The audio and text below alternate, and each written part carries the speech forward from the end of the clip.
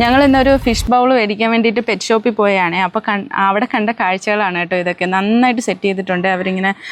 Glass ബൗളിനകത്ത് ഫിഷിനെ ആണെങ്കിലും അതുപോലെ കുറച്ച് വാട്ടർ പ്ലാന്റ്സും ഒക്കെ അവർ സെറ്റ് ചെയ്തിരുന്നു കേട്ടോ. അങ്ങനെ ഞാനതൊക്കെ കുറച്ച് നേരം നോക്കി നിന്നതിന് ശേഷം എനിക്ക് ആവശ്യമുള്ള ഒരു ബൗളും എടുത്തു, അതുപോലെ തന്നെ ഒരു വുഡിൻ്റെ പീസും എടുത്തിട്ടുണ്ട് കേട്ടോ.